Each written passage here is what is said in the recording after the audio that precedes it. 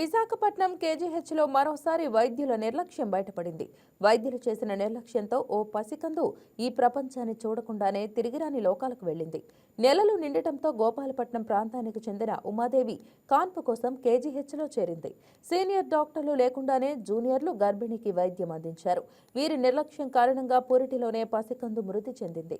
వైద్యుల నిర్లక్ష్యం కారణంగానే బిడ్డ మృతి చెందిందని గర్భిణి బంధువులు ఆరోపిస్తున్నారు.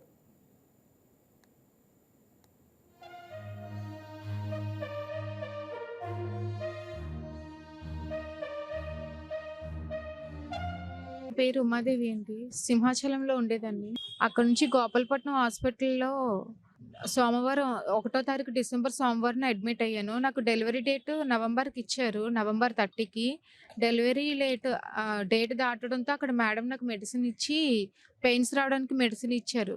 మంగళవారం ఉదయం 5 నుంచి నాకు పెయిన్ స్టార్ట్ అయితే అక్కడ డెలివరీ కొంచెం లేట్ అవ్వచ్చు, ఏమైనా ఇబ్బంది అవుతుందేమో అని చెప్పి కేజీహెచ్కి మా ఆశా వర్కర్ ఇక్కడ తీసుకొచ్చారు. మంగళవారం 2వ తారీఖు మంగళవారం ఉదయం 11 గంటలకి కేజీహెచ్లో అడ్మిట్ అయ్యాను. ఇక్కడ అన్నీ చెక్ చేసి అన్నీ చేశారు. అన్నీ చేసిన తర్వాత అంతా బాగానే ఉంది అని చెప్పేసి నార్మల్కి ట్రై చేశారు. నార్మల్ ట్రై చేసేటప్పుడు అక్కడ డాక్టర్స్ ఇంజెక్షన్స్ ఇచ్చే క్రమంలో అక్కడ కెనాల్కి బ్లడ్ అది లీక్ అయిపోతే మొత్తం బెడ్షీట్ అంతా అయిపోయింది. మా మదర్ వెళ్ళి అక్కడ డాక్టర్ చెప్పారు, ఇలా అవుతుంది, బ్లడ్ లీక్ అయిపోతుంది, కొంచెం చూడండి, ట్రీట్మెంట్ ఇవ్వండి అంటే వాళ్ళు డెలివరీ వార్డుకి వచ్చాక ఇలాంటివన్నీ కామన్, పడితే పనియండి అని చెప్పేసి మా మదర్ నాన్నని తిట్టేసి పంపించారు. అక్కడ డెలివరీ వార్డులో నాకు సపోర్ట్గా ఎవరిని ఉండనివ్వలేదు. ఎవరు వచ్చినా సరే వాళ్ళని తిట్టేసి పంపించేసేవారు. పెయిన్స్ వచ్చి ఆగడంతో నార్మల్ అవ్వదేమో అని మా వాళ్ళు వచ్చి కూడా అడిగారు. అడిగితే ఆపరేషన్ చేసేయండి, పెయిన్స్ అవ్వడం లేదు కదా అంటే, మీరు డాక్టర్సా, మెయిన్ డాక్టర్సా, కావాలంటే మీరు తీసుకెళ్ళిపోండి, పేషెంట్ని తీసుకెళ్ళిపోయి మీరే ఆపరేషన్ చేసుకోండి అని చెప్పేసి నిర్లక్ష్యంగా మాట్లాడారు. ఆ తర్వాత 5 o'clock నార్మల్ ఒక సీనియర్ వచ్చి ఈ కేసుని ప్రోగ్రెస్ చేయండి, ఇలా వదిలేశారు అంటే హెడ్ బయటకు రాకపోయినా నార్మల్ థియేటర్లోకి నాకు తీసుకెళ్ళి అక్కడ నాకు నార్మల్ చేయడానికి చాలా ట్రై చేశారు. సీనియర్ డాక్టర్స్ ఎవరు లేరు, పీజీ ట్రైనర్సే ఉన్నారు. నా బెడ్ పైకి ఎక్కి హెడ్ పైన కూర్చొని మరీ pushing non stop 15 minutes pushing ఇచ్చింది. అప్పటి వరకు నాకు బేబీ కదలికలు అన్నీ బాగానే తెలిసాయి. ఎప్పుడైతే ఆవిడ అలా చేసిందో అప్పటి నుంచి నాకు కదలికలు తెలియదు. వాళ్ళు కూడా హార్ట్ బీట్ అన్నీ చెక్ చేస్తున్నారు.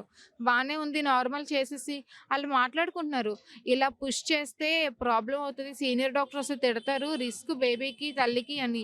అయినా కూడా ఏదోలా కేసు సాల్వ్ చేసి త్వరగా వెళ్ళిపోవచ్చు, టైం అయిపోతుంది అని చెప్పేసి వాళ్ళు అలా చేశారని చెప్పింది కూడా డాక్టర్. నువ్వు అరవకు, పెయిన్స్ కూడా ఇవ్వకు, పెయిన్స్ వచ్చినా ఇవ్వకు, మేమే ఏదోలా డెలివరీ చేసేస్తాము అని చెప్పేసి అలా ఎక్కి అవ్వడంతో అక్కడ నుంచి ఇంకా ఇది అవ్వలేదన్నమాట. బేబీ మూమెంట్స్ అన్నీ నాకేం తెలియలేదు. తర్వాత నాకు ఆక్సిజన్ పెట్టి అప్పుడు ఆపరేషన్ రూమ్కి తీసుకెళ్లారు. అక్కడ కూడా బీపీ చెక్ చేసేటప్పుడు హ్యాండ్ బాగాలేదండి, కొంచెం కేర్గా చేయండి అంటే ఆ డాక్టర్ వచ్చేసి దాని నొప్పితో మనకు పనే ఉంది, ఏదోలా చెక్ చేసి అని చెప్పేసి నిర్లక్ష్యంగా మాట్లాడారు. ఆపరేషన్ చేసి బేబీని 6:19కి తీశారు. అప్పుడు సీనియర్ డాక్టర్కి చేతిలో ప్రాణం ఉంది అని మాట్లాడుకుంటున్నారు. మేల్ బేబీ చనిపోయింది, వాళ్ళ ఫ్యామిలీ గోల్ చేస్తుందేమో అని అప్పుడు వాళ్ళు చాలా మాట్లాడుకుంటున్నారు. మా వాళ్ళకి ఎప్పుడు బేబీ పుట్టిన 7 తర్వాత చెప్పారు, అప్పటికే చనిపోయింది అని చెప్పారు. అప్పుడు హాయ్ వ్యూయర్స్, ఈ వీడియో మీకు నచ్చినట్లయితే లైక్ కొట్టి షేర్ చేసి వైకే టీవీని సబ్స్క్రైబ్ చేసుకోండి.